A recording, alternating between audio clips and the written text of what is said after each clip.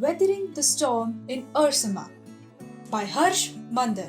When news channels cover natural and man-made disasters, we are often left with a general purview of what is going on. We get to know about urban disasters and the number of people dead or affected. We also get to know about how it affects the economy and the state of affairs of the place. But for the longest time, that is all people would hear about, especially when there were just newspapers. But today, thanks to a very valuable medium, we get to know up and close about what's happening. And more importantly, we get to hear from the people going through it. We get to know their stories and we get to help them through contributions. And most importantly, we get to celebrate their stories of survival. Can you think of the medium which has enabled us to interact with people all over the world? Social media. Let's take the Ukrainian war for example. Have any of you heard or read any heartwarming or heart-wrenching stories that you came across on social media? Let's now look at one such account, that of Prashant, stuck in one of the destructive floods of Odisha. On 27th October 1999, Prashant visited his friend at Ersama, Odisha. That evening, a menacing storm started to gather. There was incessant rain, trees were uprooted, water entered people's houses, roofs and walls were damaged, and people's screams filled the air.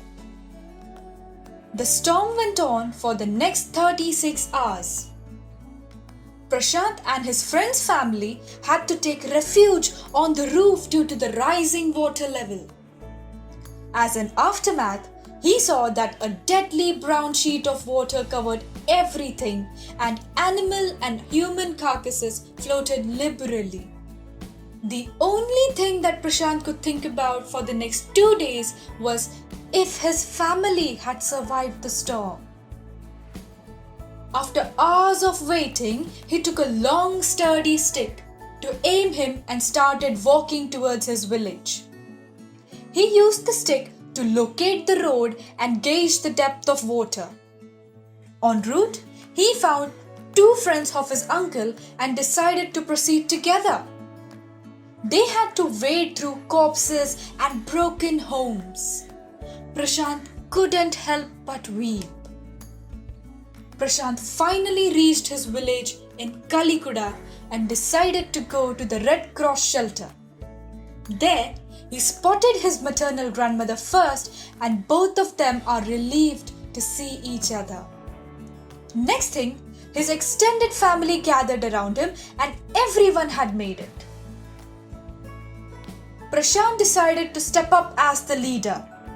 A concise list of all the developments he brought about includes: pressurize the merchant to part with his rice, organize a team of youth volunteers to clean up the space, beckon a military helicopter for food parcels by making children bank utensils.